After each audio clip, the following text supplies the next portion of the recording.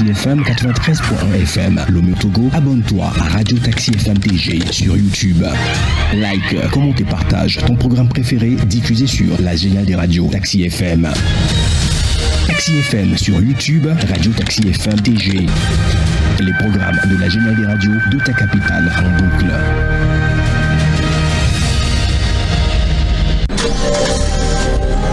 À la gare routière de l'information Saint-Émile-Gator. La gare routière de l'information. Très heureux de vous retrouver. Avec toutes ces équipes se retrouvent en plateau. Je poserai la question à mes confrères en studio.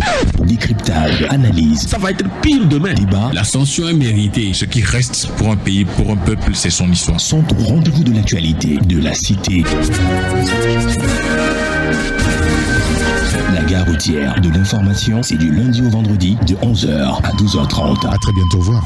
Taxi FM, émission politique, sportive et culturelle, en direct.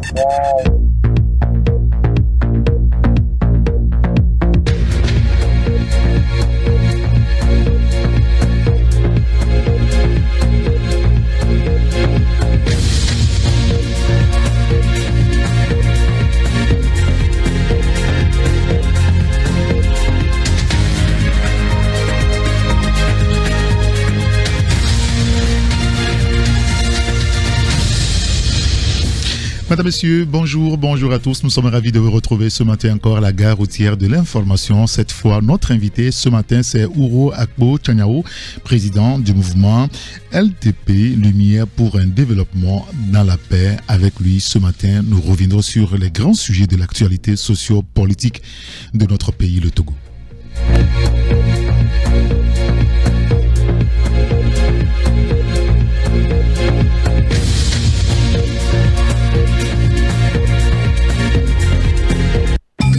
FM, la seule radio de débat, d'infos et de sport. Merci pour votre fidélité à la radio. Bonjour, monsieur Ouro Akpo Tchaniao. Bonjour, monsieur Eric. Bonjour à toute la population, tous ceux-là qui sont au niveau de la gare routière d'Agbalapédo, que je connais très bien. D'accord. Et à toutes les auditrices et tous les auditeurs. Merci d'être là avec nous. Donc, c'est à moi de vous dire merci. Alors, vous êtes un élu local. Bien sûr. L'année prochaine, vous devriez retourner voir les électeurs pour demander leur suffrage pour continuer par développer vos localités. Est-ce que vous êtes satisfait du travail que vous avez fait jusque-là? Non, pas du tout. Non, pas du tout. Pas moi-même. Je ne suis pas du tout satisfait du travail que j'ai fait. Pourquoi? Les conditions dans lesquelles nous sommes, sincèrement, sans vous mentir, surtout au niveau de ma localité, je ne suis pas du tout satisfait de la manière dont les choses se sont passées, les choses se passent au niveau de Tchaoudjo. Et c'est, en fait, pour moi, personnellement, c'est un échec. Alors, c'est dû à quoi véritablement? La situation politique au Togo est dans un état. Cela a créé une situation de morosité. Et quand tu prends, surtout au niveau de la population de Tchaoudjo, elle ne croit plus. Elle ne croit plus. Il y a l'incivisme fiscal, il y a beaucoup de choses qui font que la parole même de l'homme politique ne porte plus. Personne ne croit à personne, surtout quand vous venez parler politique. Et ça, c'est un peu compliqué, difficile. Mais il s'agit ici de développer les communautés. Oui. Le développement à la base, on va le dire. Oui, bien sûr que c'est... Mais quand vous êtes là, vous n'avez pas de moyens pour développer votre localité. Parce que quand on parle de la commune, c'est la commune elle-même qui crée ses richesses. Mais quand vous voyez que dans la commune, il n'y a pas grand-chose, je vous fais cette confidence. Quand vous prenez la commune de Tchaoudjo, la commune de Kouza 1, la commune de Tchaoudjo 1, la commune de Kouza 1, la commune de Togblekopé, par exemple, j'ai fait une comparaison. Vous allez voir que... Oui, vous allez voir que c'est la commune de Tchaoudjo est la moins nantie par rapport à ces trois communes. C'est difficile de comprendre, mais c'est de ça qu'il s'agit. C'est-à-dire que la création de la richesse dans la commune de Tchaoudjo est faible. Alors, à partir de cet instant, qu'est-ce qu'il faut faire? Il n'y a pas de main-d'œuvre? Oui, il n'y a pas de main-d'œuvre, il n'y a pas d'entreprise. À part les stations d'essence, à part, je ne sais pas, les quelques boutiques autour de la route, il n'y a pas grand-chose. Il n'y a pas grand-chose qui puisse produire de la richesse et apporter de la taxe. C'est de ça qu'il s'agit. Et pendant 6 ans, vous n'avez pas réfléchi pour trouver la solution? Bon, en fait, je ne suis pas à la tête de la Oui, de la, mais de vous la êtes un mairie. conseiller municipal. Mais bon, je ne suis qu'un simple conseiller municipal. Et sincèrement, la manière dont nous sommes arrivés là-bas, sans te mentir, c'est un peu compliqué. Il y a des choses que je ne voudrais pas dire. Il y a eu des projets qui sont arrivés, qui n'ont pas été homologués. Il y avait, comme on le dit, des bâtons dans la roue. Vous vous rappelez, il y avait un promoteur qui voulait créer un centre commercial avec plus de 3500 emplois, et tout ça là a été bloqué quelque part. Tout ça là pour nous dire que bon, vous pouvez tout faire, mais en tout cas, ce n'est pas ce qu'il faut. Bon. Alors, de façon générale, vous pensez qu'aujourd'hui, l'expérience là est à renouveler? Laquelle, oui, mais c'est-à-dire le fait qu'on a entamé véritablement la décentralisation avec les élections locales et consorts. Est-ce qu'il faut continuer la même dynamique ou bien que l'État reprenne sa chose, puisque visiblement vous semblez dire que, eh bien, on ne vous donne pas les moyens véritablement? Non, la question qu'il faut se poser, est-ce que l'État lui-même il était prêt? Est-ce qu'il était prêt à faire la décentralisation? Vous savez, on est passé de la communalisation. Oui. De plein exercice à la communalisation intégrale. Alors, la communalisation de plein exercice, c'était les grandes communes, oui, par rapport à chaque préfecture. Des délégations spéciales. Oui, bon, qui ont échoué elles aussi. Donc, et nous, on s'apprêtait, on pensait que on devrait continuer dans le même sens et améliorer le fonctionnement de ces communes. Et on a voulu aller dans la communalisation intégrale. Mais il y a des zones qui ne sont pas fiables. Quand vous prenez, je prends l'exemple de Tchaoudjo, il y a 4 communes, mais toutes ces communes ne sont pas fiables par rapport à ce qu'il faut en interne, la production, les activités. Quand vous parlez de la fiabilité, j'ai envie de savoir si vous parlez de la viabilité. La viabilité, c'est le mot. Bon, il faut être viable pour être fiable. Donc, ça fait que c'est un peu compliqué. C'est un peu compliqué. Au départ, les gens pensaient que l'État devrait, dans le transfert de compétences, devrait aussi arriver les ressources pour réaliser ces compétences, parce qu'en réalité, il y a des compétences que l'État lui-même devrait faire et qu'il a transféré ça à l'administration locale. Il n'y a pas d'accompagnement comme il le faut. Or, la population n'a pas été préparée pour se prendre en charge par rapport à un certain nombre de besoins. Et donc, ça fait que c'est un peu difficile. Il ne faut plus renouveler l'expérience? Non, pas du tout. C'est qu'il faut améliorer. Et il faut que chacun puisse être en mesure de se convaincre que voilà ce que je dois faire, et laisser ceux qui doivent pouvoir le faire, et non d'imposer. Parce que dans certaines circonscriptions, c'est ceux qui sont à la tête ne sont pas les hommes que la population aurait voulu avoir à la tête. Et tout ça là, ça fait que bon, il y a beaucoup de blocages et nous sommes là. On se sent un peu amer par rapport à cette expérience. Oui, bien sûr. Vous savez, ce n'est pas seulement au niveau des activités de la commune, c'est au niveau de l'activité politique sur le plan national. Je me sens quelqu'un ça veut dire que je peux faire, mais je vois que on ne me donne pas les moyens pour que je puisse le faire.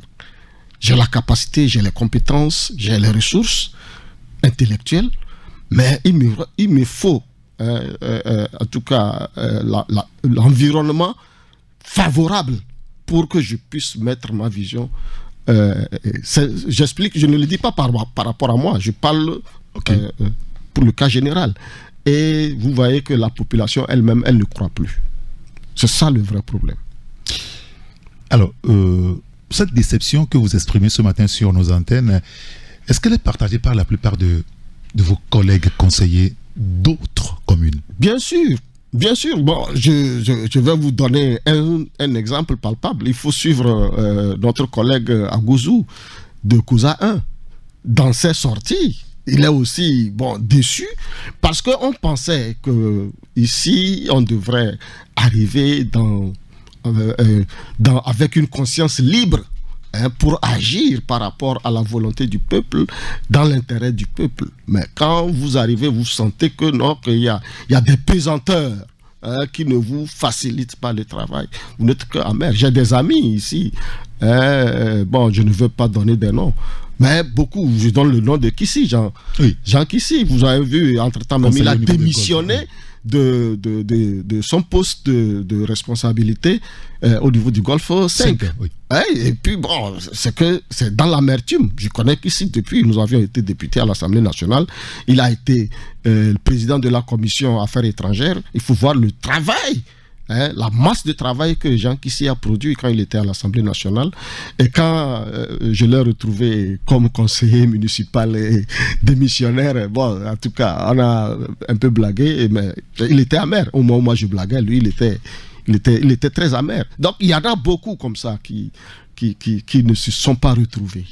Et je ne suis pas le seul. Vous avez le sentiment que l'État a tout pris jusqu'au niveau des communes pour ne pas vous laisser le temps de travailler l'espace pour s'exprimer véritablement, que nos communautés là-bas s'expriment. Est-ce que l'État a tout pris? Non, moi je me dis que parfois c'est ceux qui sont à la tête des communes, peut-être qui sont un peu zélés, et donc peut-être qu'ils reçoivent des instructions ailleurs qu'au niveau de la commune. Donc c'est ce qui se passe. Pas la capacité de gérer?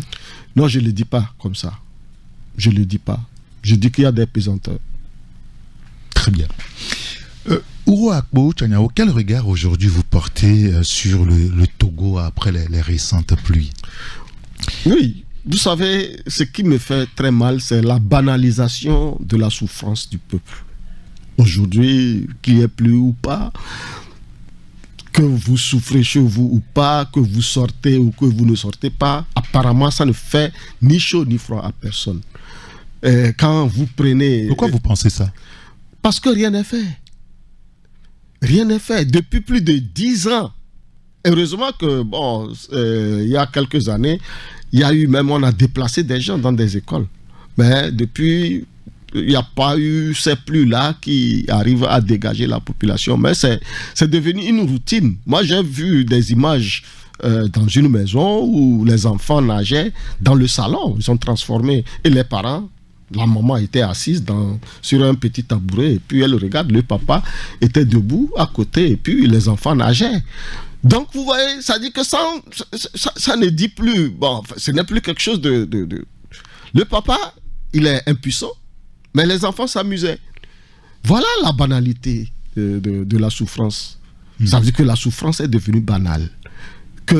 Alors qu'il y a des gens, quand il suffit au service, quand ils voient la température change, il devient anxieux. Il devient anxieux. Parce que ce qui va se passer chez lui à la maison, c'est lui seul qui sait. Mais personne ne s'occupe de ce qui se passe avec vous. La psychologie a été formatée aujourd'hui pour dire que à chacun sa souffrance. C'est ça le vrai problème. Et moi, qu'est-ce qu'on peut faire dans cette situation-là? On se demande. Parce qu'il n'y a pas une politique de l'État par rapport à l'urbanisation, à l'urbanisme, pour régler tous ces problèmes-là. Vous vous rappelez, entre-temps, un de vos collègues avait fait un travail par rapport à ce qui se passe à Ejiranawe, par rapport au comment les canalisations ont été faites, alors que l'architecture de la zone n'a pas été prise en compte. Donc, tout ça là, et puis les gens sont là, et puis on continue. Les gens sont là, on continue. Au lendemain de ces pluies de samedi à dimanche, vous êtes sortis? Vous avez sillonné Lomé, par exemple? Non, habituellement, quand il pleut, je ne sors pas. Je ne sors pas. Parce que je souffre trop quand je vois ça. Ça me fait très mal. Vous savez, je suis faible face à l'injustice et que si je ne peux rien faire. Quand il pleut, je vous donne un petit exemple. Quand je quitte Amanda Home, pour venir, ne serait-ce qu'au lycée technique d'Adjidogomé. À peine 1 ou 500 mètres. 500 mètres pour sortir sur la route. Je peux mettre plus de 25 à 30 minutes. Et quand le véhicule rentre dans un trou, je ressens la douleur. Il y a des moments où, bon, c'est moi-même qui crie. Quand le véhicule rentre dans le trou, c'est moi qui crie. Et regarde, quand tu quittes Amanda Home ou bien, c'est pas Zosime, ou tout ça là, pour venir sur la grande route, il faut voir comment les gens souffrent.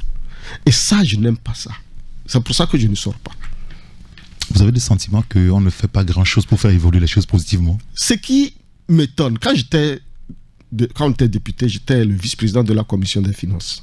Et quand vous regardez les investissements de l'État, c'est au-delà de 400 milliards par an. Pour les infrastructures. Les investissements pour les travaux publics. Okay. 400 milliards par an. Nous avions fait 5 ans. Mais on se demande, à l'époque, il y avait, comment l'appelle-t-on, la haute autorité de régulation des marchés publics qui percevait 1% sur les investissements de l'État. Nous avions eu un séminaire et je leur ai posé la question concrètement de nous dire qu'est-ce qui se passe, puisque même leur devise, ils disent que c'est transparence, équité et développement. Où se trouve la transparence dans la gestion des marchés publics? Où se trouve l'équité? Et où se trouve le développement? Je vous dis qu'à l'époque, c'était René Kapou qui était le président et Madame Kassa Traoré qui gérait les marchés publics. Je n'ai pas eu de réponse. Parce que, tout simplement, il n'y a pas de reddition de comptes. Il n'y a pas de reddition de comptes. Et il n'y a pas de suivi. Et quand... Je vous donne un exemple. Les caniveaux qui ont été réalisés au niveau de... comment l'appelle-t-on là? Le pavé qui longe le marché de Tochi jusqu'à la fin. Ok, oui. Mais, fin pavé à Dido Adin. Mais c'est des milliards qui ont été déboursés. Mais il y a toujours inondation quand il pleut. Et à l'époque, celui qui avait fait les travaux avait été arrêté. Mais je ne sais pas ce que ça a donné après.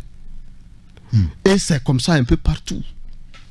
Donc, je dis qu'il y a quelque chose qui manque quelque part. La reddition des comptes et surtout le patriotisme pour réaliser les objectifs assignés à chacun de nous. Malheureusement, les gens ne le font pas, il n'y a pas de contrôle. Et puis bon, chacun se débrouille et on s'embrouille ensemble. Ou vous ne mettez pas suffisamment de pression en tant que responsable politique sur le pouvoir? Bon, peut-être oui, mais est-ce que nous avions les moyens pour mettre cette pression? Il n'y a pas de rapport de force? Ça m'étonne. Vous savez, quand j'étais encore syndicaliste, nous avions posé des actes et on a eu des résultats quand j'étais syndicaliste. D'abord, quand on était étudiant, pour que l'aide passe de 40 000 à 80 000, nous, on était au palais des hôtes de marque quand Kofigo était Premier ministre. Ce jour-là, ben, nous étions là. Et pour la petite histoire, à l'époque, c'était le major Pouli qui était l'aide de camp de Kofigo. Et on lui a donné l'ordre de nous disperser. Quand il est sorti, il y a quelqu'un parmi nous qui le connaissait très bien. Il dit, je connais ce qu'il faut faire. Quand je vais entonner un chant, il faut me suivre. Et il a entonné le chant des martyrs de Pia. Son nom de Mazo, son nom de Mazo. Et nous, on l'a repris. Son nom de Mazo. Donc, on était là, on chantait, quand Radio Lomé a donné l'information que l'aide est passée de 40 000 à 80 000. Alors que nous, on était encore là-bas croyant que... Et quand à l'université, il y a eu beaucoup de choses que nous avions à faire et on a obtenu. Quand on était enseignant aussi, par exemple, les surveillances, les corrections au bac, tout ça là, on a obtenu. Vous vous rappelez, en 2012, les syndicats ont pu obtenir beaucoup de choses. Mais qu'est-ce qui se passe et qu'aujourd'hui, tout le monde est devenu amorphe dans le pays? Qu'est-ce qui se passe? La question que je me pose. C'est vrai qu'entre-temps, on nous a imposé la force, comme le Premier ministre l'a dit, à l'Assemblée nationale, sans que personne ne puisse l'interpeller. Donc il faut gouverner par la peur. Aujourd'hui, c'est devenu comme le syndrome de Stockholm. On nous a tellement imposé la peur que tout le monde... c'est la formule de Machiavel. Machiavel dit que les hommes se vengent des petites offenses. Les grandes, ils ne peuvent. C'est-à-dire que quand on a fait tellement souffrir quelqu'un, il devient plutôt conciliant, comme le syndrome de Stockholm. C'est ce que nous sommes en train de vivre dans notre pays. Et justement, ça nous amène à parler de la politique togolaise et du fait qu'aujourd'hui, vous semblez tous, je dirais, la politique émoussée. Les partis politiques, et c'est là la question que je vais poser, est-ce que vous avez un problème? On n'entend presque plus personne. Ou les sujets sur lesquels on vous écoute, si ce n'est pas la 5e République avec la Constitution, rien. Il se passe quoi? Non, il se passe que il y a incompréhension. La question, la vraie qu'il faut se poser, c'est que veut le peuple? C'est ça, c'est la question. Vous savez, depuis un certain temps, je suis devenu philosophe, je réfléchis. Oui, mais en même temps, quel peuple parlez-vous? Le peuple, bon, tout le peuple. Parce que les avantages viendront dans l'intérêt du peuple. Qu'est-ce que le peuple veut? Quand vous voyez depuis Gilles Christ, l'UFC, à l'ANC, après la DMK, avec Monseigneur Kodjiro, le PNP avec Tipi Achedam, vous allez comprendre que le peuple veut quelque chose. Le peuple, c'est le changement qu'il veut. Alors que les partis politiques lui présentent l'alternance. C'est ça. Pour les partis politiques... Il y a une nuance? Oui, il y a une nuance. C'est-à-dire que pour les partis politiques, ce que les partis politiques peuvent faire, c'est l'alternance. Alors que le peuple demande le changement. Donc, le peuple avait pensé que Gilles Christ Olympio pouvait porter le glaive. Seul, il peut porter le glaive. C'est pour ça que quand Gilles Christ Olympio rentrait ici, vous voyez comment ça se fait. Oui. Après, quand lui, il a montré ses limites, qu'il ne peut pas porter le glaive, mais il peut aller vers le changement. En signant un accord, vous avez vu, le peuple l'a abandonné. Ensuite, il a transplanté ça sur l'ANC. Et effectivement, l'ANC a fait ce qu'il pouvait faire. Jusqu'à, vous avez vu, Tipi Achedam est arrivé. Là, il dit, ah bon, ça veut dire que quelqu'un, ça peut aller. Avec Tipi Achedam, Jean-Pierre Fabre et les autres, ça peut aller. Tout avait commencé avec le collectif Sauvons le Togo. Vous vous rappelez? Oui, bien sûr. La première... oui, en 2012, le DECON 1. Oui. C'est la population qui a demandé DECON 1, ce n'est pas les politiques. Ce jour-là, samedi, là, on était à la plage, quand la population a dit que c'est DECON ou rien. Feu Patrick Lonson perd son âme. Quand il est sorti, il a seulement prononcé une seule phrase. Nous avions compris. Et la suite, c'était le DECON 2. Le DECON 1, DECON 2.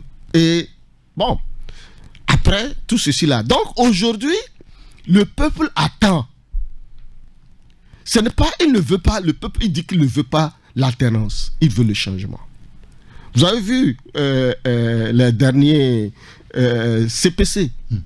Tous ceux qui étaient au CPC, du côté de l'opposition, c'est-à-dire que pour la population, c'est un non-événement. C'est pas ce qu'il veut. Non, c'est pas ce que le peuple veut. Maintenant, qu'est-ce que les partis politiques peuvent faire pour que le peuple puisse comprendre que effectivement vous pouvez faire? Et le peuple dit, si vous ne pouvez pas le faire individuellement, mettez-vous ensemble. C'est ça, c'est ce qui explique, vous avez vu l'engouement que cela a donné le collectif Sauvons le Togo. Après, comment l'appelle-t-on C14. Si vous ne pouvez pas le faire individuellement, mettez-vous ensemble. Mais malheureusement, j'ai comme l'impression que les hommes politiques ne comprennent pas ce message de la population. Moi, j'ai compris que si vous vous présentez aujourd'hui individuellement, le peuple ne va pas vous croire parce qu'il pense que vous êtes incapable de porter le glaive. C'est pour ça qu'aujourd'hui, on a le sentiment que tout s'est tu. Oui, tout s'est tu parce que ceux à qui bien, vous allez vous adresser ne sont pas prêts à vous écouter. Ils ne sont pas prêts à vous écouter. Donc, vous les rassemblez, ils ne viennent pas. Ils disent que ce que vous voulez nous dire là, on sait ce que vous voulez dire. On sait. Vous allez nous parler de la 5e République. Oui. Vous allez nous parler de... Oui, ça, on le sait. Mais ce qu'il faut faire pour que cela, le changement arrive, vous seul, vous ne pouvez pas le faire. Qu'est-ce qu'on peut mettre dans le changement et dans l'alternance? Le changement, c'est... S'il y a une nuance à faire. C'est tout le système de gouvernance. Il faut changer tout le système de gouvernance. Alors que dans l'alternance, on a comme l'impression que c'est les hommes qui changent, mais le système reste. C'est ça la différence. Le peuple avait cru qu'il y a des gens qui pouvaient le faire. Aujourd'hui, le peuple ne croit plus. Individuellement, il ne croit plus. C'est pourquoi il dit, mettez-vous ensemble. Et vous avez vu quand Monseigneur Koudur est arrivé, comment le peuple s'est remobilisé. Mais quand il s'est rendu compte que ça ne peut pas arriver, il s'est retiré. Même les appels qui ont été lancés juste après les élections présidentielles, les gens n'ont pas répondu. Alors que c'est les mêmes personnes qui sont allées voter. Donc, il va falloir que les partis politiques en tout cas, discutent par rapport à ce que le peuple veut. Et vous allez voir que s'ils arrivent à poser des actes par rapport à ce que le peuple veut, le peuple reviendra. Oui, mais il nous semble avoir écouté les partis politiques depuis le début aussi évoquer le changement. Et d'ailleurs, les partis portent donc ce mot-là. Oui. Le changement. Oui. Mais quels sont les actes? Et je le dis, de 2010 à 2015, les gens ont cru. Oui. Après 2015, les gens ont cru. Mais aujourd'hui, ils ne croient plus. C'est de ça qu'il s'agit. Pourquoi les mêmes qui étaient là, moi je me rappelle le 6, 7 et 9 septembre 2017, ce qui s'est passé sur toute l'étendue du territoire, c'est le même peuple qui était dans la rue. Tout le mois de septembre jusqu'en novembre, c'est le même peuple. Novembre 2017. Et après 2018, ce n'est plus. Qu'est-ce qui s'est passé? C'est l'échec de l'opposition. On peut peut-être... Non, je ne parle pas de l'échec. Mais du moment où on n'est pas arrivé à transformer la volonté du peuple en victoire, comment est-ce qu'on appelle ça? Voilà. C'est ce que j'avais... En tout cas, je l'ai dit comme ça, que c'est l'échec. J'ai même publié un article là-dessus. Mais certaines personnes m'ont approché pour me dire que le peuple, l'opposition a tellement souffert que dire qu'elle a échoué, c'est comme si, bon, dans notre tradition, dans notre culture togolaise, c'est comme quelqu'un qui a fait un accident, il est tombé, il est assis là-bas, et puis tu viens, tu le grondes. Donc il faut l'aider à faire les pansements, à se soigner, et bon, avec des paroles un peu douces, pour qu'il puisse se relever. Bon, c'est pour ça que moi, qui ai publié un article sur le fait que l'opposition a échoué, j'ai exposé tous les échecs de l'opposition. J'ai dit, bon, c'est vrai qu'il faut voir de l'autre côté, qu'est-ce qui explique ces échecs-là? Dans les deux cas, c'est qu'au niveau du pouvoir, il y a quelque chose. Et peut-être que ce n'est pas... je l'ai déjà publié plusieurs fois. Il y a une question qu'on pose très souvent de pareilles situations. Est-ce que c'est le pouvoir finalement qui est fort et que l'opposition est faible?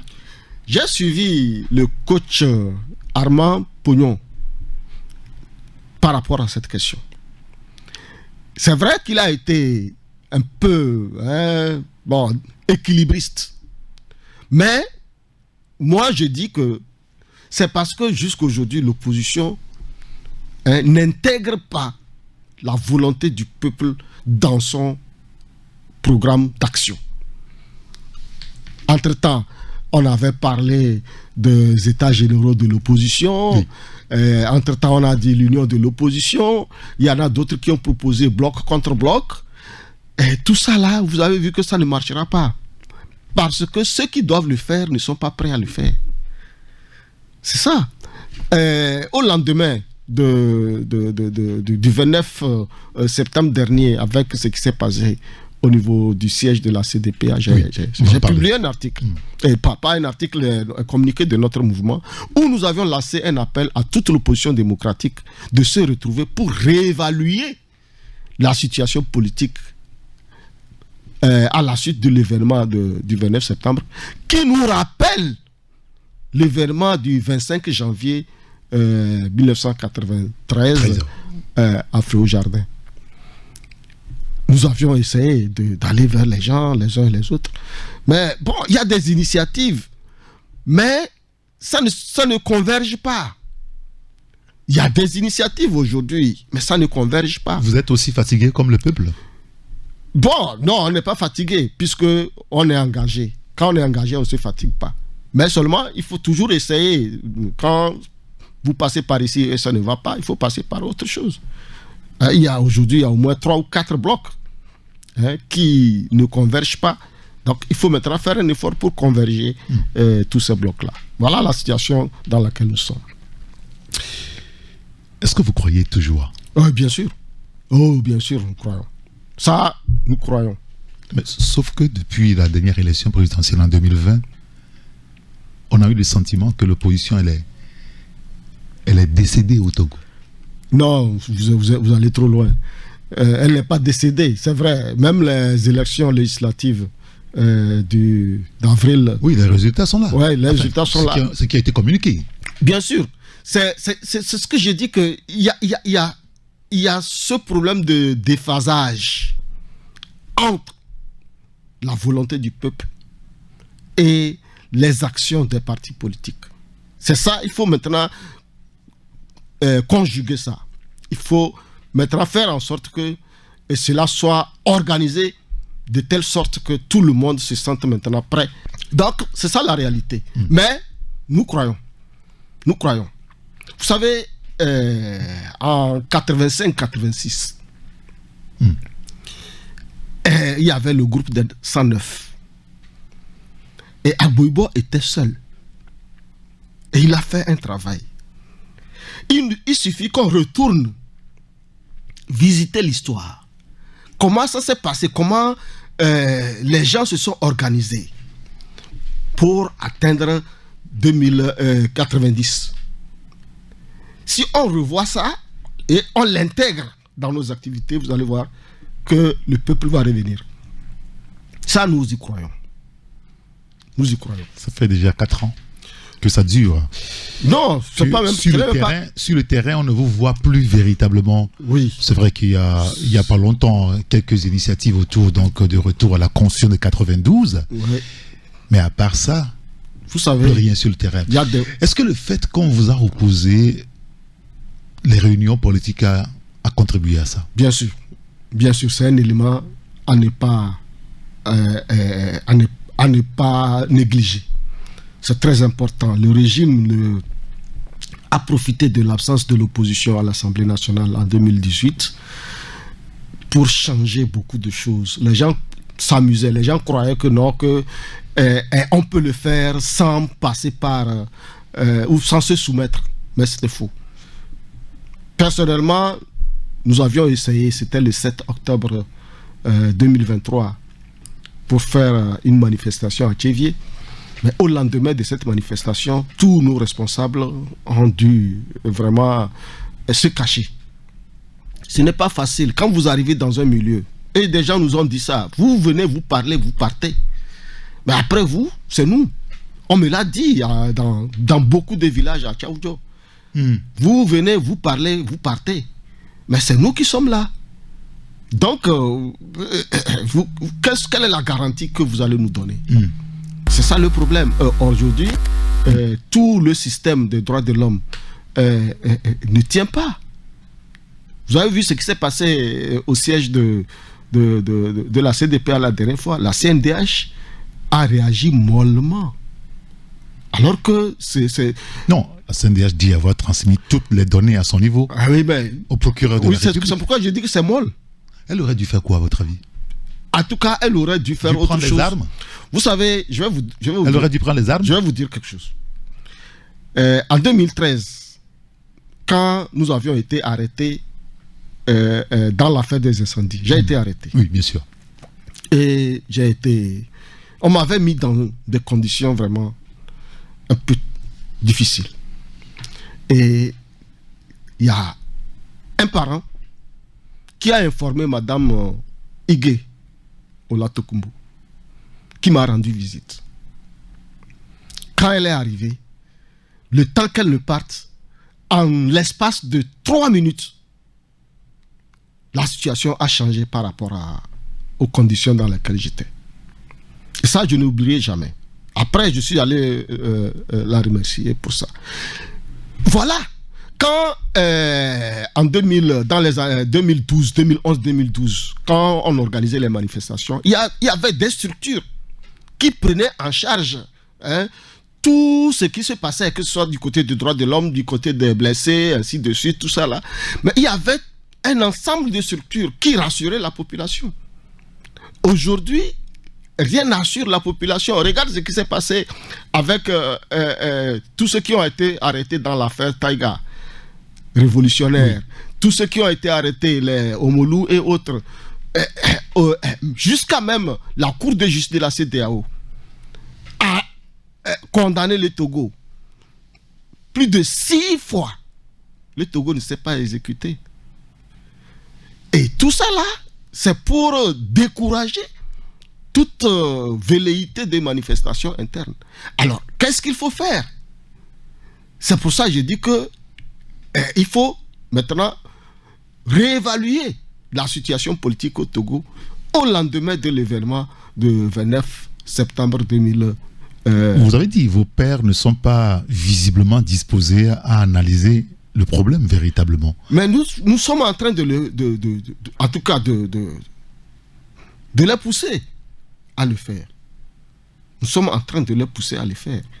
Sinon, comment vous pouvez expliquer que après ce qui s'est passé au niveau du siège de la CDPA, toute l'opposition ne s'est pas réunie pour réagir?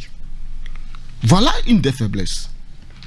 Alors qu'il y a des organisations, même sur le plan national et international, qui peuvent être amenées en tout cas à relayer. Surtout que c'est un Sénégalais. Alors il y a des organisations de droits de l'homme au Sénégal, dans d'autres pays, qui pouvaient quand même à un certain niveau... Vous avez voulu profiter de la situation? Ce n'est pas qu'il faut profiter, c'est ça la situation. Et un homme politique doit profiter de chaque situation. C'est ça. L'homme politique doit être opportuniste. Il faut... Oui, non. C'est ça la politique? Mais c'est ça la politique. Si vous ne pouvez pas profiter des situations pour exercer votre droit, qu'est-ce que vous faites alors? Mais c'est ça, c'est ce qui fait qu'aujourd'hui... Vous êtes des charognards? C'est quoi charognard en politique? Vous êtes victime. On vous piétine jusqu'au cou. Et vous ne réagissez pas et vous parlez de charognard? Ce qui s'est passé au siège J'ai appelé un collègue hier qui était là-bas, qui a été victime. Elle m'a dit, m'a dit que jusqu'à présent, il sent les douleurs à la tête, à l'épaule et même le corps. Vous ne pouvez pas imaginer ce que les gens ont reçu là-bas. Et on va se taire. Après le siège de la CDPA, ce serait le siège de Hadi. Vous avez vu, ça a été fait une fois au niveau du siège de Hadi, bien avant CDPA. Demain, c'est qui? Ça veut dire qu'on peut vous lapider dans la rue comme ça. C'est pour ça que... vous avez le sentiment aussi que la bataille politique est en train de tourner dans un autre sens? Oui. La violence? Oui. On est sur le terrain de la violence politique. On est en train de revenir sur le terrain de la violence. Et là, c'est très grave. parce que et beaucoup le demandent. Depuis longtemps, même la population demandait ça. Que il faut agir comme au temps des Pémog. Ah bon? Ah oui! C'est pour ça que nous disons que ceux qui dirigent le pays... Est-ce que c'est pas dangereux ça? C'est très dangereux. C'est très très très dangereux et nous leur disons de faire très attention. Aujourd'hui, toutes les familles se sont en tout cas entremêlées. Il y a les Kabiais parmi les Évés, il y a les Évés parmi les Kabiais, il y a les Koutoukoli avec les Moba, un peu partout, nous sommes mélangés. Alors, il ne faut pas aller jusqu'à ce point. C'est très grave et très dangereux. C'est pour ça que nous disons qu'il faut revenir autour d'une vraie table pour faire table rase et réorganiser tous les systèmes. J'ai écrit un article dans ce sens. Ce qui reste au peuple togolais, c'est de restaurer la République. J'ai écrit, il faut restaurer la République. Parce qu'aujourd'hui, nous sommes dans une république bananière, où toutes les institutions sont inféodées à un régime politique. Et cette réflexion-là, pour la République, comment est-ce que vous pensez qu'on peut l'amener? On peut aller à une conférence nationale 2 pour pouvoir restaurer la République? C'est ce à quoi on avait espéré en 2020. En 2020, vous vous rappelez, à la veille du 27 avril, presque tous les partis politiques de l'opposition ont lancé un appel pour un consensus national, pour un compromis national. Tout le monde, tous les partis de l'opposition avaient lancé cet appel. Et le pouvoir a saisi l'occasion, mais qui a lancé cette histoire de CNAP. Et beaucoup ont cru, peut-être, sauf Maître Agboibo, paix à son âme, qui ne croyait pas trop. Parce que pour lui, aller à la CNAP sans les vrais protagonistes, tels que surtout la DMK, ne pouvait pas aboutir à un vrai, en tout cas à rassurer tout le monde. Malheureusement, on a pensé que cela pouvait se passer. On est allé à la CNAP et les résultats, tout ce qui avait été obtenu comme résultat, ça n'a jamais été appliqué sur le terrain. Donc, je me dis que... Agboibo avait raison. Oui, Agboibo, finalement, c'est lui qui avait raison. Malheureusement, il était parti au moment où il pouvait encore donner quelque chose de... Parce que ça se passait quand il était déjà en France. Et nous, on l'avait contacté pour qu'il prenne une certaine responsabilité. Il était d'accord, mais malheureusement, Dieu en a décidé autrement. Donc aujourd'hui, il faut, si on ne peut pas retourner agir comme ça s'est passé dans les années 90, il faut se réorganiser comme en 2020 et revoir la situation. Est-ce que vous avez un moyen aujourd'hui d'imposer ça au pouvoir de Faure Gnassingbé, mener la réflexion autour de la restauration de la République, comme vous le dites?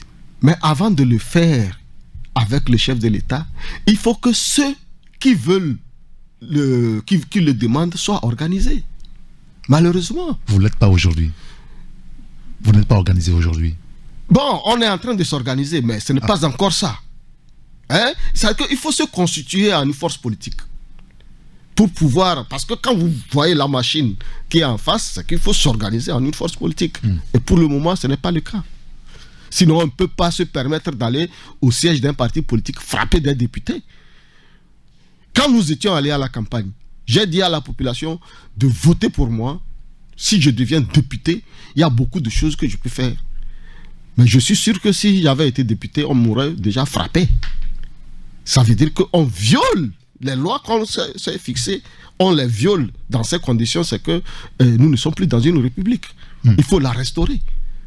Et pour pouvoir la restaurer, il faut qu'on s'organise pour se constituer en un contrepoids, un vrai, pour permettre de revenir autour de la table. Pourquoi le pouvoir de Faure Gnassingbé n'a plus peur de vous, l'opposition, aujourd'hui, à votre avis? Parce que il pense, ce n'est pas seulement nous. Je vous dis qu'en 2023, le Togo a été condamné par la Cour de justice de la CEDEAO plus de 6 fois. Mais il ne s'est pas exécuté. Ça veut dire qu'il n'a plus peur, non seulement des Togolais, même de la communauté internationale. La CEDEAO, par exemple. Comment on est arrivé là? Et ça, je n'ai pas encore commencé par réfléchir là-dessus. Je n'ai pas encore commencé par réfléchir là-dessus. Mais c'est une question fondamentale qu'il faut se poser. D'accord. Je voulais qu'on aborde un sujet sur l'économie. Nous avons tous suivi la dernière fois la Banque mondiale qui a donné du crédit à l'économie togolaise. Apparemment, c'est une bonne chose. Nous sommes premier pays le plus performateur, sinon réformateur, en matière de climat des affaires en Afrique et dans le monde. Et ça fait la deuxième fois que le Togo semble occuper donc ce rang, première fois par rapport à Business Ready. Et vous avez sorti une réflexion dans laquelle vous vous moquez presque, on va le dire clairement ainsi, de ce choix, de ce prix du Togo. Pourquoi? Mais moi, je vous remercie d'abord dans votre introduction. Vous avez parlé de performateur, mais vous êtes ressaisi pour dire réformateur. Parce qu'ici, on réforme, mais il n'y a pas de performance. C'est ça la réalité. Et j'ai dit que pratiquement ce sont des rapports ubuesques. Oui, ce sont vos mots. Oui, parce que quand vous prenez les résultats de ces rapports et la situation économique dans le pays, il y a un contraste entre les deux. C'est pour ça que je dis que apparemment, vous l'aviez dit, Doing Business l'avait dit que le Togo est premier réformateur. Mais quelles sont les conséquences de ces réformes? Alors que l'économie est en train de rentrer totalement dans une situation de délabrement. Il n'y a pas... l'économie n'est pas articulée. C'est-à-dire qu'il n'y a pas de lien entre le secteur primaire, le secteur secondaire et le secteur tertiaire. Normalement, c'est que le secteur primaire, c'est toute l'entreprise ou toutes les activités qui extraient les richesses de la nature.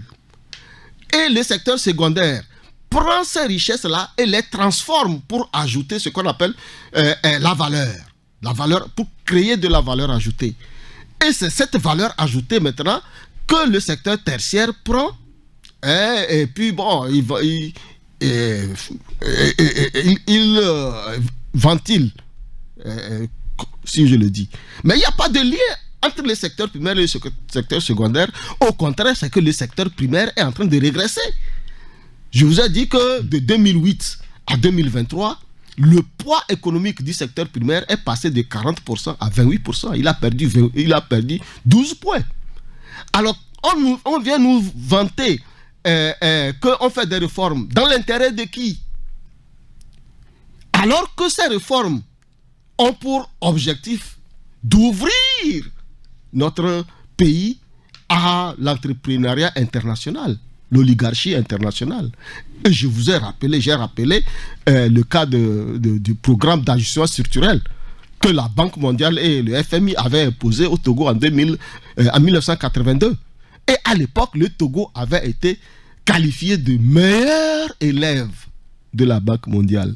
En ce moment, c'est que le Togo prenait des mesures contre son propre peuple. La limitation on avait gelé la progression dans la fonction publique et même les gens sont allés à la retraite parce qu'on a réduit l'âge de la retraite. Il y avait beaucoup de choses, c'était la souffrance. Mais au même moment, le Togo était classé meilleur élève. C'est la même chose aujourd'hui. Quand vous voyez toute la structure économique, aujourd'hui, l'entrepreneuriat local, il n'y a pas une incitation, il n'y a pas des mesures d'incitation et même d'encadrement de l'entrepreneuriat national. Ce qui fait qu'aujourd'hui, le chômage est devenu endémique. C'est ça, j'ai parlé du cercle vicieux de la pauvreté. Donc, ces réformes n'ont pas comme objectif de faciliter ou de permettre le progrès économique dans le pays, mais plutôt c'est d'ouvrir. Quand vous depuis d'ouvrir le champ aux institutions, d'ouvrir le champ économique aux entreprises internationales. Et vous allez constater que toutes les entreprises vous avez. Mais c'est la réalité, je vous parle de la réalité. Toutes les entreprises performantes ont été vendues. À qui? À ces institutions internationales. Je parle de la SNPT, la Société nationale de phosphate. Elle depuis plus de 4 ans, en tout cas, quand nous on était à l'Assemblée nationale, pendant 4 ans, la SNPT n'a pas versé de dividendes à l'État. Et le dernier rapport de la Cour des comptes, 2021-2022, dit il y a des sociétés, des grandes firmes comme ça là, qui n'ont pas versé de dividendes à l'État. Elles sont devenues même des maîtres chanteurs. Mais c'est ça. Quand vous prenez même Togocom, aujourd'hui, tout le secteur de la communication n'est pas contrôlé. Le système bancaire est hors contrôle de l'État. Ça veut dire que tout le système de la production nationale n'est pas maîtrisé. Non, vous ne pouvez pas dire que le système bancaire échappe au contrôle de l'État. Quelle est la banque qui est dans les mains de l'État? Bon, ITB, c'est pour l'État. Mais non, ITB est dans une phase de... Oui, pendant ce temps, il est pour l'État. Vous dites pendant ce temps, c'est parce qu'il n'y a pas de preneur. Vous vous rappelez la BTCI? Oui. Qui a pris la BTCI? C'est un Burkinabé qui est venu prendre la BTCI. Oui, bien sûr. Ça veut dire qu'il n'y a pas de Togolais capable de prendre une banque. Mais c'est de ça qu'il s'agit. C'est-à-dire qu'on vous oblige à vendre le bijou de la famille. Et vous êtes en train de... Ce sont des indicateurs. Mais bien sûr. C'est de ça qu'il s'agit. Dites-moi, aujourd'hui on nous parle de la décentralisation et le développement des territoires. Quelle est la politique économique qui cadre avec la situation dans laquelle nous sommes? Quelle est l'étude qui a été faite pour évaluer les potentialités économiques de chaque région, pour faire en sorte que dans chaque région, on puisse pousser des capitaines d'entreprise capables de produire et recruter les gens et faire la promotion de la culture locale? Mais rien n'est fait. Mais ces entreprises viennent et rapatrient facilement leur richesse. Et on nous a parlé ici de Panama Papers. Oui. La fraude, l'évasion fiscale. Il y a aussi la fraude fiscale. Quand les entreprises refusent de payer, de verser leurs dividendes, c'est qu'il y a une corruption quelque part. Donc nous disons que tout ceci là, comme on le dit en Kotokoli, c'est pour nous laver les yeux par de bas en haut. C'est-à-dire que c'est de la poudre aux yeux. En réalité, ces rapports ne servent pas à l'intérêt national, mais ça sert à l'intérêt général, l'intérêt international.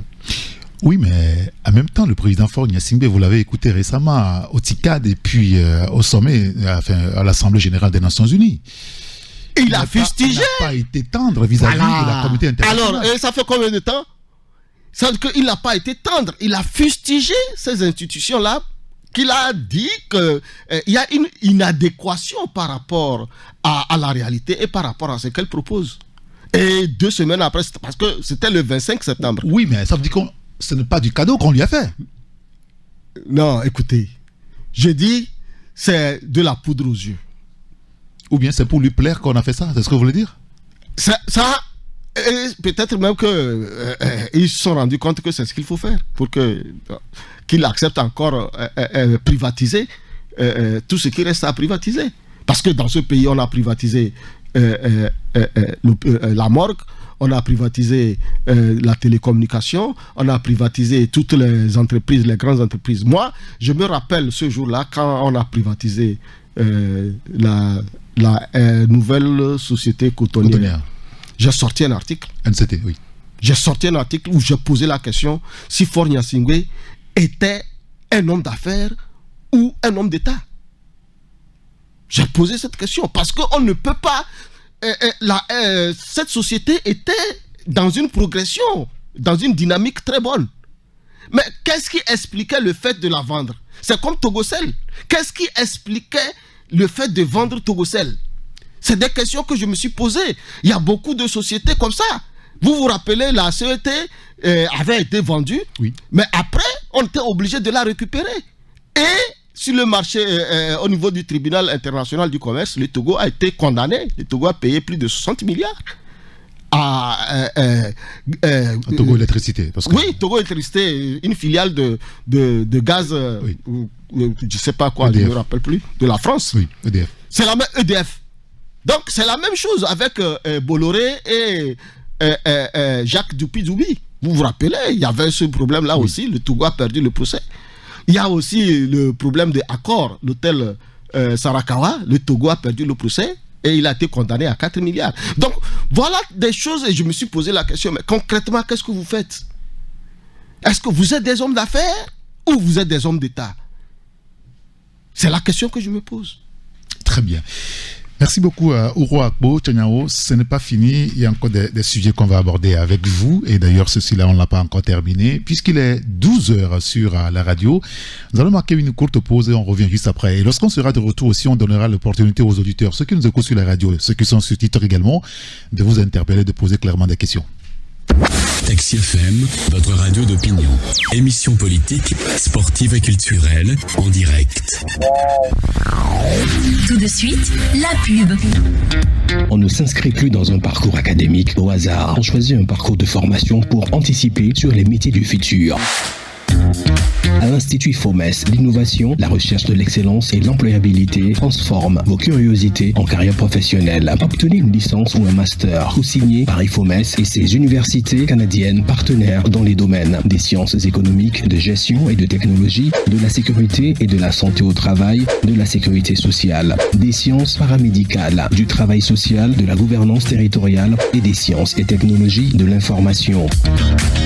Grâce à ces enseignements personnalisés en présentiel et en ligne, l'Institut IFOMES vous permet de vous former quand vous voulez et où vous vous trouvez. Inscrivez-vous dès maintenant à partir du site ifomes.org ou envoyez votre dossier à ifomes@ifomes.org ou par WhatsApp au numéro 00228 70 70 83 83 93 66 49 49 70 56 46 46 ou au secrétariat de l'Institut Sisakara au Togo, quartier d'Ongoyo. L'Institut IFOMES, la voie de l'excellence. IPM Togo est le cadre de référence pour l'obtention de votre diplôme en licence et master en gestion. Bénéficiez de nos formations en présentiel et en ligne dans les spécialités suivantes. Devenez diplômé d'une formation d'exception et prenez en main votre avenir professionnel. Info IPM Togo, Lomé, Adidouadin, prolongement fin pavé, téléphone +228 91 33 16 61 +228 70 41 47 81. Devinette Momo, qu'est-ce qu'on gagne quand on dépense moins? La gloire! Presque! Ce sont les économies. Les économies qu'on fait avec la fibre de Canal Box. En payant une seule fois par mois ta connexion illimitée pour toute la famille, c'est moins cher que toutes les recharges que vous faites tous dans le mois. Magnifique! Canal Box, profitez d'une connexion illimitée et ultra rapide pour toute la maison. À partir de 15 000 francs CFA par mois. Rendez-vous en boutique Canal Plus ou contactez votre vendeur Canal Box pour rejoindre l'univers illimité de la fibre. Bonjour Tata, comment allez-vous? Bonjour Irène. Chez moi ça ne va pas Mon argent du marché se mélange avec mon propre argent là. Du coup je finis souvent par tout dépenser dans les fonds de la maison. Là où je suis assise comme ça là, nous bouffons là. Mais Tata, pourquoi ne déposes-tu pas les recettes de ton activité sur un compte EcoBank? Il te suffirait juste de télécharger l'application EcoBank mobile ou même de faire étoile 326 dièse. Tu es la troisième personne à me le dire. Mais tu sais, vos histoires de compte là, je ne maîtrise pas Mais Tata, avec EcoBank, tu peux te créer un compte sans te rendre en agence et même sans aucune formalité. Ça peut se faire juste avec un téléphone qu'on appelle 1+1 là. Ah bon, Irène? Mais oui, Tata. En plus, ce compte te permettra d'envoyer de l'argent à tes fournisseurs et d'en recevoir de manière instantanée sans avoir à te déplacer. Je dis, tu dis que c'est un compte que j'ouvre comment même hier? C'est très simple, Tata. Je t'explique. Grâce à EcoBank, ouvrez un compte bancaire avec votre téléphone en faisant étoile 326 dièse ou téléchargez l'application EcoBank mobile sur Play Store ou App Store. Activez le compte en y faisant un versement et profitez des fonctionnalités d'un compte ordinaire. Offre soumise à condition. Pour toute information, contactez le +228 22 53 76 50 ou écrivez à l'adresse assist@ecobank.com. Créé par l'Association professionnelle des banques du Togo et reconnu pour son label de qualité depuis plus de 40 ans, le Centre de formation bancaire du Togo, CFBT, développe une expertise unique de formation à l'endroit des professionnels et des étudiants. Facilitez votre insertion professionnelle. Prenez l'ascenseur social du CFBT en rejoignant notre prestigieux Cénacle pour préparer votre licence et master professionnel en finance, banque et assurance. Renseignements 90 15 31 70. CFBT, nous formons aujourd'hui le banquier de demain. Ma chérie, tu t'es laissé aller, hein? Quacou, ta femme est là-bas, hein? Maintenant, faut lâcher mon ventre vite. Tes lunettes trop chic. Votre test à de vue gratuit et la qualité internationale à partir de 19 000 francs CFA. Les lapera, milakbo titi a dodo nyakbo nyakbo. Ne miladidi miaben kuvi. Les lapera et les fata. Qualité internationale. Les lapers. Home, amewe ashideke wa o drankuvi doron. O pletiti a dodo lapers. O lakbo nwere. La paire, voir clair, ça va vous plaire. Retour des tubes dans un instant sur Taxi FM. Taxi FM. Taxi FM, la seule radio de débat, d'infos et de sport. Il est 12h05 sur la radio Taxi FM Lomé. Nous sommes dans l'émission La Gare routière de l'information et notre invité ce matin c'est Uro Akpo Tchaniawo, président du mouvement Lumière pour un développement dans la paix. On parlait de l'économie avant de marquer la pause. On est de retour. Uro Akpo Tchaniawo, dans votre écrit, dans votre article, vous avez pointé aussi du doigt le système de gestion des finances publiques. Pour vous, ce système n'est pas une réalité quotidienne. Pourquoi vous dites ça? Oui, vous savez, depuis plusieurs années, le problème s'est posé, surtout par rapport à la LOLF, la loi organique portant loi des finances au Togo. Et il était question maintenant de mettre en place un système qui permet au ministère de l'économie et des finances d'avoir un contrôle systématique de tout ce qui se passe d'une manière journalière. Entre-temps, nous avions appris que le SICFIB ne fonctionnait pas et que même, en tout cas, la gestion quotidienne telle que cela a été prévu par rapport à la loi des finances, à la loi organique portant loi des finances, n'était pas ce qu'il faut. Et ça, c'est un élément de faiblesse même de la gouvernance. La gouvernance économique? Oui, de la gouvernance économique. Parce que vous ne pouvez pas gérer un pays et ne pas savoir ce qui se passe au quotidien. Entre-temps, nous étions à l'époque... Mais pourquoi vous pensez que ceux qui gèrent le pays ne savent pas tout ça? Non, ils savent. Je n'ai jamais dit qu'ils ne savent pas, puisque c'est eux qui ont institué. Sauf que il y a un problème quelque part. C'est pour éviter de rendre compte. Oui, c'est parce qu'il n'y a pas de reddition de comptes. Un contrôle systématique, journalier, bien organisé et bien structuré. Et cela facilite ce que j'ai dit, les fraudes fiscales et même l'évasion fiscale. C'est ça. Et quand ça se passe comme ça, c'est que tout le monde se débrouille. Et c'est de ça qu'il s'agit. Je vous ai suivi ce matin quand vous étiez avec un responsable de l'OTR. Oui. Vous vous rappelez, à la fin de l'année, dans mon message à la nation, j'ai félicité l'OTR par rapport à ses performances. Il faut reconnaître que ce travail se fait. Mais, et se poser la question, maintenant, tout ce qui vient là, à quoi ça a servi? Et que le pays est dans ces conditions-là. Voilà le vrai problème.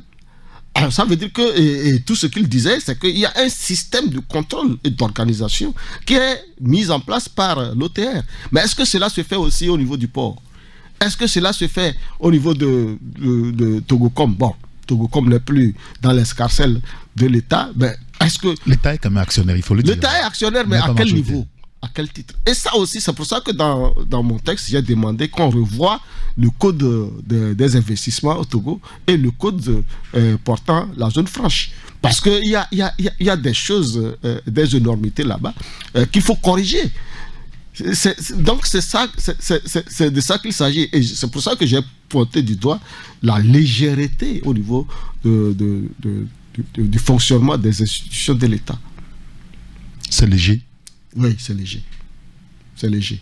Vous aviez une fois, depuis plus de 10 ans, entendu que quelqu'un a été coincé pour fraude fiscale ou invasion fiscale, malgré que votre collègue avait donné l'alerte par rapport au Panama Papers. Nous étions encore à l'Assemblée nationale. Oui, l'alternative à l'époque. Oui, et nous avions interpellé le ministre de l'économie, nous avions interpellé le ministre des travaux publics à l'époque, c'était Nissao Nyofam, et vous avez écouté les réponses qu'ils nous ont données.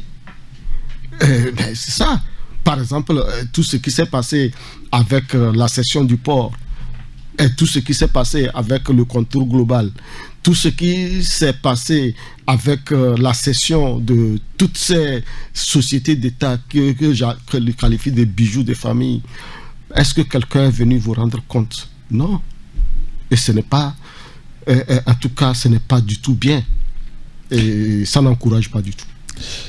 Et donc pour vous, l'économie de notre pays est à terre, véritablement? Non, je ne dis pas que l'économie est à terre. Mais c'est que l'économie ce n'est pas structuré. Et quand je le dis, c'est qu'elle est beaucoup plus tournée vers l'extérieur. Quand vous prenez les phosphates, la SNPT, qu'est-ce que la SNPT produit qui va directement servir le peuple? Rien. Pire, c'est qu'elle ne verse pas des dividendes. Quand vous prenez les Wassem et autres là, on dit qu'ils produisent une bonne partie qui est exportée, n'est-ce pas? Oui. Normalement, c'est 20-80, selon la zone franche. 20-80. Oui. Je ne sais pas si c'est toujours respecté ou pas. Et avec quelle part de l'État? Donc, tout ça là, c'est qu'il faut revoir. Il faut revoir vraiment tout ça là. Donc, c'est ce que nous disons. Quand vous prenez aujourd'hui, donnez-moi les secteurs de production que l'État togolais ou les Togolais maîtrisent. Il n'y en a pas. Il n'y en a pas. Même les Chinois sont en train de nous prendre même la production du manioc. Oui. Ici au Togo? Oui. Il y a, en tout cas, la production du manioc aujourd'hui, la filière est en train de se transformer en la production pour l'exportation en Chine. Mais nous, on n'est pas à mesure. La production de la filière manioc, le manioc oui, au Togo, bien sûr, tend à être contrôlée par les Chinois. Par les Chinois. Mais c'est de ça qu'il s'agit.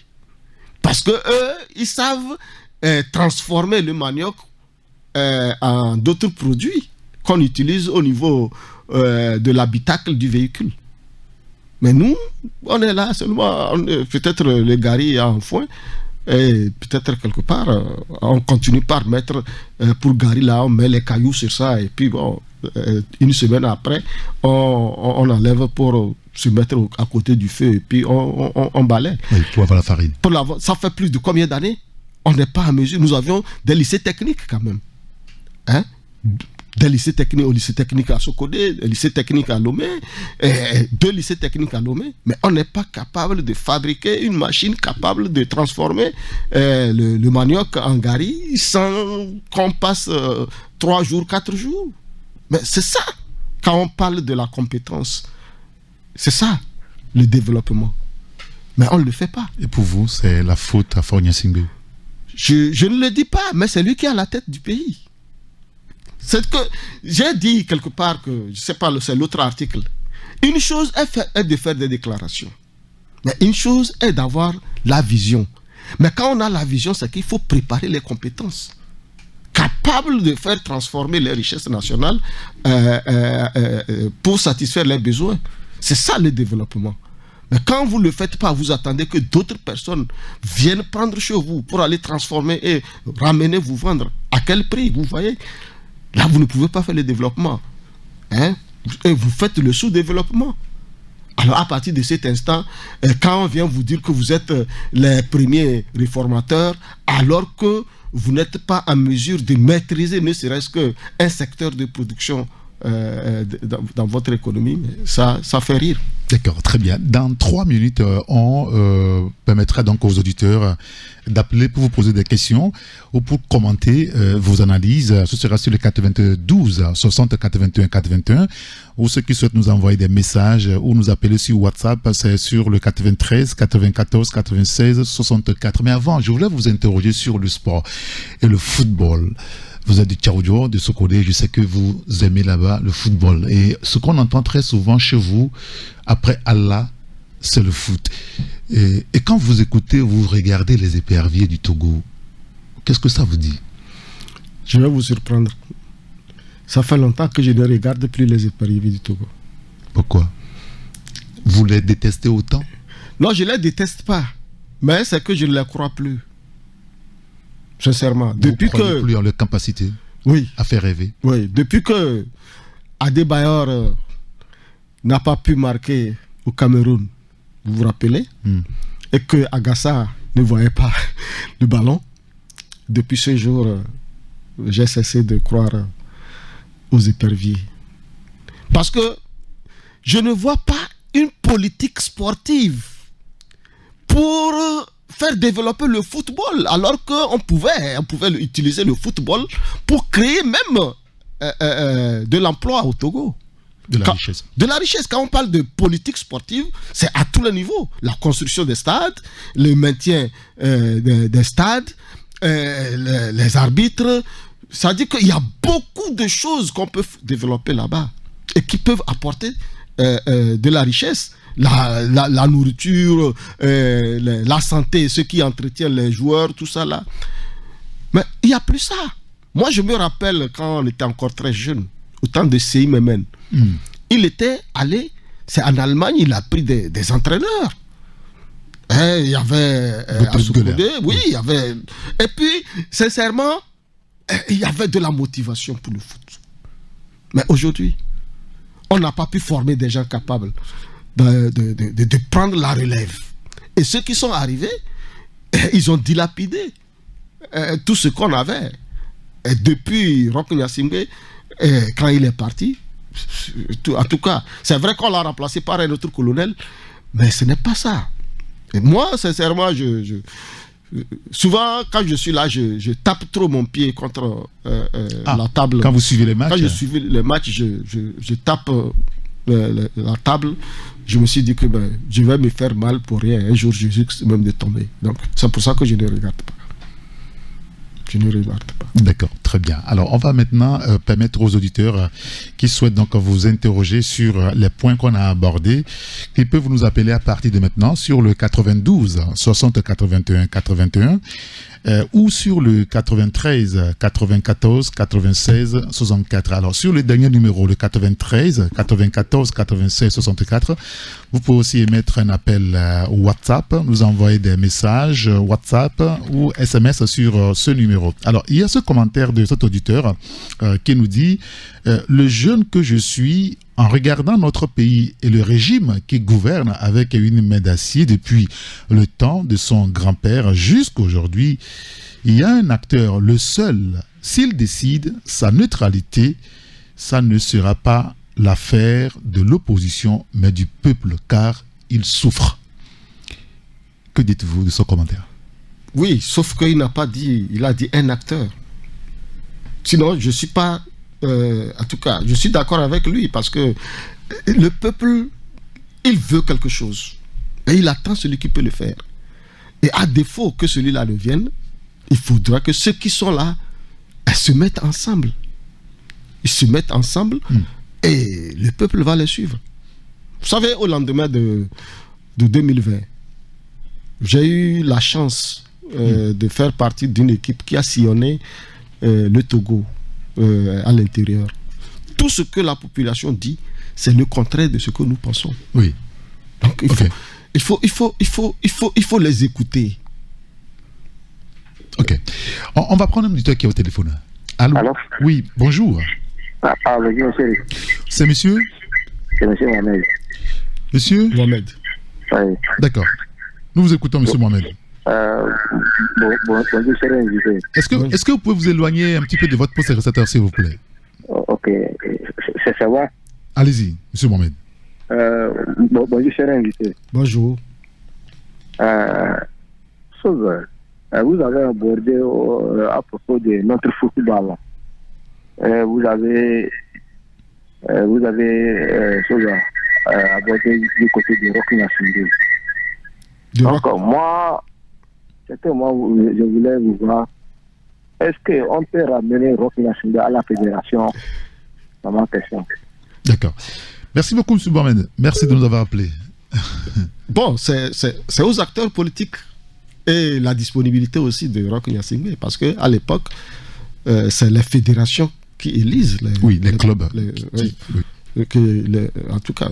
Donc, si aujourd'hui, Rock Nyasingbe est dans une politique, une dynamique qui peut permettre aux fédérations de lui faire confiance, en tout cas, moi, je ne peux pas répondre à cette question. D'accord, très bien. 92 60 81 81, il y a un auteur qui me dit pourquoi ne parle-t-on jamais de l'apport économique de l'aéroport comme dans les autres domaines, Ouassem, zone franche, au niveau du Trésor? Oui. Vous avez été vice-président de commission à l'Assemblée nationale. Oui. Et que ce soit le port ou l'aéroport, c'est dans la dynamique de la concession. Quand on était encore à l'Assemblée nationale, il y avait la SALT, chaque année vient faire la présentation, mais on n'était pas du tout convaincu. Pour la petite histoire, la première année après le nouvel aérogare, c'était vraiment catastrophique. Tout le système de transport a été changé, avec une perte de plus de 600 millions. Donc, à l'époque, c'était le jeune Nachaba qui était, vous vous rappelez, le directeur. Et puis, bon, juste après sa nomination, il était allé pour une formation, mais quand il était revenu, c'était... D'accord, très bien. C'était vraiment la catastrophe. Donc, bon, il y a un problème de gestion et de gouvernance. D'accord. Il faut corriger ça. On va prendre l'auditeur qui a au téléphone. Allô? Il est parti. 92 60 81 81 ou le 93 94 96 64. Alors, il y a un auditeur qui nous dit: j'aimerais solliciter l'invité de plaider pour nous, pour la proclamation de la fonction. Je crois que c'est le concours au niveau de la fonction publique. On va revenir là-dessus. On va prendre celui qui est au téléphone. 92 60 81 81 ou le 93 94 96 64. Allô? Oui, c'est Victoire. Monsieur Victoire, nous vous écoutons. Je voulais passer à l'émission. Vous êtes à l'antenne, nous vous écoutons. Ok, je voulais parler par rapport à la politique, à ce que veulent les partis politiques et ce que veut la population. Oui. Et l'invité a bien parlé. Il a dit que les partis politiques veulent l'alternance et la population veut le changement. Et ça, c'est une réalité. C'est une réalité. Parce que aujourd'hui, quand un policier est face à vous, lui, il se dit que non, et lui, il faut qu'on change le régime, que les chefs d'État ne soient plus comme ça. Oh, nous, c'est pas ça vraiment notre décision. On fait un changement. Peu importe la personne qui serait là, on peut que ça change. Voilà. Mais quand les partis politiques ils viennent auprès de nous, ils veulent juste être là-bas. Je pense que c'est l'une des raisons pour lesquelles la politique togolaise aussi n'avance pas, n'évolue pas et on reste toujours dedans. C'est parce qu'on n'a plus confiance aujourd'hui aux partis politiques, on n'a plus confiance, comme l'invité l'a dit, et on ne veut même plus les écouter parce qu'on sait ce qu'ils vont dire. D'accord. Voilà, merci beaucoup. Merci beaucoup, monsieur Victoire. Merci de nous avoir rappelé. Monsieur Ouakou Tchaniao. Non, c'est une contribution et je pense que nous avions pratiquement la même compréhension de la situation. Et si tout le monde est d'accord sur cette façon de faire, c'est qu'il faut changer chacun de son côté, que ce soit du côté du peuple ou du côté de l'opposition. Il faut maintenant, en tout cas, se réorganiser. C'est ce que je pense. D'accord, très bien. On va prendre l'auditeur qui est au téléphone. 92 60 81 81. Allô? Allô? Oui, bonjour. Bonjour, Eric. Oui, c'est monsieur? C'est monsieur Jérôme. Monsieur Jérôme, nous vous écoutons. Oui, je voudrais d'abord féliciter votre invité. Oui. Et qui a ressorti des choses très sensibles. Vraiment, qualitativement, je suis ému par ce qu'il a ressorti sur la gouvernance qui est en cours. Vous savez, quand on est opposant, il ne faut pas se comporter comme homme de la rue. On dit, le pays est mal gouverné, c'est quand c'est trop des gros slogans, mais au fond, on n'arrive pas à démontrer de façon technique ce qui fait que le peuple souffre. Ça manque beaucoup à notre opposition. On est dans le sensationnel, mais quand vous allez au fond, vous ne voyez pas de démonstrations tangibles qui prouvent que, effectivement, il y a quelque chose qui est mal fait et il faut qu'on propose autre chose. Et vraiment, je ne le connaissais pas. Je dormais quand j'ai pris l'émission en cours et ça m'a plu et j'ai voulu vraiment participer, intervenir pour le remercier. C'est ce qui manque à notre opposition aujourd'hui. Il faut des gens techniques qui puissent ressortir ce qu'on est en train de faire là, présenter ça d'une façon à ce que le peuple puisse voir qu'effectivement, il y a une mauvaise gouvernance et il faut changer la donne. Vraiment, je voudrais le féliciter, mais il faut aller au-delà des condamnations, mais proposer des choses. Si au Sénégal, il y a un engouement autour de Sonko, c'est parce que le jeune là est arrivé à convaincre toute la population, à proposer quelque chose, un autre projet qui a mobilisé tout le pays. Et j'en viens à la faiblesse que nous remarquons aujourd'hui pour l'opposition.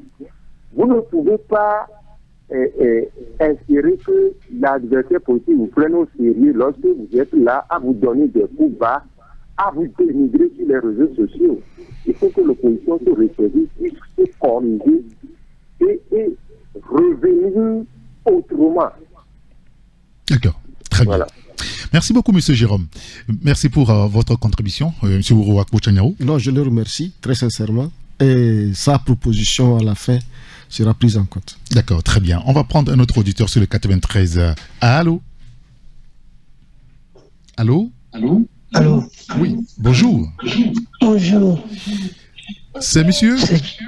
C'est Jerry. Monsieur Diri. Ah, très bien. Oui. Nous vous écoutons, monsieur Diri. Je pense que l'opposition dans tout son ensemble a toujours dit ce qui ne va pas, hein, à l'exception de ceux qui se disent centristes. Si Sonko et Bassirou Diomaye Faye sont arrivés là où ils sont aujourd'hui, ils ont en face d'eux des gens qui ont l'amour du Sénégal, qui se sont effacés. Merci à l'imité, il est toujours clair dans ses démonstrations. Je vais l'exhorter à continuer à ce qu'ils parviennent à s'unir et au peuple de faire sa part aussi, parce que on ne peut pas dire que ça ne va pas, et quand on vous appelle à sortir, vous ne sortez pas. Comment est-ce que vous voulez le changement? Quand les opposants défilent sur les radios, tous disent ce qui ne va pas dans ce pays. Qu'on ne me dise pas le contraire. Merci, monsieur Ouro. Merci beaucoup, monsieur Diri. Merci pour votre appel. Mes commentaires? Non, merci beaucoup. Cela me va droit au cœur. Et je comprends. D'accord, très bien. On va prendre un autre aussi, sur le 92. Allô? Allô? Oui, bonjour. Bonjour. Oui, Daïsi, vous allez vous éloigner un peu de votre poste récepteur, s'il vous plaît? Ah, d'accord. Oui, nous vous écoutons. J'ai dit bien c'est à Tchaniaou. Merci, grande sœur, ça fait longtemps. Long time. Ça fait longtemps, voilà. C'est vrai. L'opposition. Je ne vous ai pas suivi, mais bon, c'est un opposant qui est venu nous parler de la situation précaire dans laquelle on patauge. Est-ce que Tchaniaou peut nous dire s'il comprend comment se fait-il que ce régime refuse d'alterner? C'est-à-dire, il a attrapé la République, il en joue son développement, il ne veut jamais s'en défaire. Et ça depuis 6 décennies, plus de 6 décennies. Est-ce que tu le comprends? Je te tutoie parce que bon, vous êtes tous mes frères là-bas. D'accord. Est-ce que ça se comprend? Je ne vois pas. Et ça organise seul les élections, toutes les élections. Ça en proclame, et puis en catimini, ça en proclame les résultats qu'ils veulent. Et puis on est dedans, le pays est brisé, est caché. Non! Comment se fait-il? Personne ne porte plainte. On nous dit que c'est leur tribunal. Et alors? Porter plainte au moins pour l'histoire qui va les rattraper. Et on nous dit ça. Comment se fait-il que des gens vont s'organiser pour attraper la République et puis nous on va être là à les observer sans rien dire. Hein? On ne porte même pas plainte, on s'organise même pas en partie civile. Rien. Daïssi, merci de nous avoir rappelé. Ce qui s'est passé en 2020, la DMK contre un seul leader parmi 120 là. Est-ce que Sanyao peut nous l'expliquer un peu? D'accord. Comment c'est arrivé? D'accord. Hein? Est-ce que 60 ans de lutte soit réduite à zéro? Hein? Okay. Comment se fait-il qu'il y a eu cette histoire de 2020 de la DMK contre qui combattent plutôt un seul leader, laissant le régime qui nous opprime? Merci. Merci beaucoup, Daïssi. On va répondre à votre question, ne prendra plus d'auditeurs au téléphone. Oui. Oui, je tiens à remercier Madame Essi, c'est une grande sœur, on se connaît très bien. Ah, d'accord. Pour répondre à sa question, je retourne au début de l'avènement de M. Faure Gnassingbé. Il avait répondu à ses détracteurs, parce qu'il y a beaucoup qui ne croyaient pas en sa capacité de gérer le pays après son père. Et il a dit, lui c'est lui, moi c'est moi. Et quand j'ai analysé, je suis arrivé à une question fondamentale à laquelle nous devons tous répondre. Est-ce que ceux qui sont à la tête du pays, est-ce que c'est des hommes d'État ou c'est des hommes d'affaires? Parce que à partir du moment où nous sommes rendus compte que tout se fait à la suite des desiderata de l'oligarchie internationale, on se demande est-ce que c'est des hommes d'État ou bien c'est des hommes d'affaires? Nous avions parlé du rapport de la Cour des comptes pour l'exercice 2021-2022. Et vous allez constater que toutes ces sociétés qui ont refusé de verser les dividendes à l'État sont gérées par qui? Et sont arrivées comment dans le pays? Et c'est ça le vrai problème. Donc, quand les gens sont beaucoup plus préoccupés par les affaires que plutôt le bien-être du peuple togolais, c'est là où on arrive. Et moi, la question, elle demeure. Est-ce que ceux qui sont à la tête du pays, c'est des hommes d'État ou c'est des hommes d'affaires? D'accord. C'est la question fondamentale. D'accord. Et il y a un auditeur qui nous dit, vous, de l'opposition, vous ne voyez pas en toute humilité que vous avez échoué en termes d'alternance à la tête de notre pays. Apprenez de vos voisins et allez à leur école. On connaît déjà la logique du pouvoir. Et vous faites-vous pour renverser? Que faites-vous pour renverser la vapeur? Et ça, jusqu'à quand? En une minute. Bon, sincèrement, je ne peux pas répondre à cette question parce que ce qu'il dit est vrai. Mais et comment le faire? C'est le comment le faire qui est problème. Qui prend autant de temps? Oui, ça prend autant de temps. Parce que, vous savez, en matière de stratégie, il y a l'environnement, il y a les objectifs et il y a maintenant la capacité à gérer les ressources par rapport aux résultats. Et c'est ce qui se passe aujourd'hui. Aujourd'hui, il y a un problème entre les ressources, c'est-à-dire la population, les moyens financiers, tout ça là, qui se pose à tous les partis politiques de l'opposition. Tout le monde est lessivé. Ceux qui avaient commencé, les Agboibo, les Edem Kodjo, les Arif Ouaeva, tout ça là, vous allez voir que c'est des gens qui étaient au-dessus de la moyenne sociale. Et ils se sont donnés. D'accord. Et on les a vus. Aujourd'hui, ceux qui sont là, qu'est-ce qu'il faut faire pour faire mieux que le premier, c'est ça la question et c'est ce à quoi nous réfléchissons. D'accord, et on va s'arrêter là pour aujourd'hui. Merci beaucoup d'être venu ici Ouro Akpo Tchaniawo. C'est à moi de vous dire merci et merci à tous ceux qui ont appelé pour nous encourager. Merci également à tous ceux qui nous ont envoyé des messages qu'on n'a pas lus, on a vu. Ouro Akpo Tchaniawo est le président du mouvement Lumière pour un développement dans la paix. Appelez-moi Saint-Irrigator tout à l'heure à 12h45, le journal parlé sur la radio. À très bientôt, au revoir.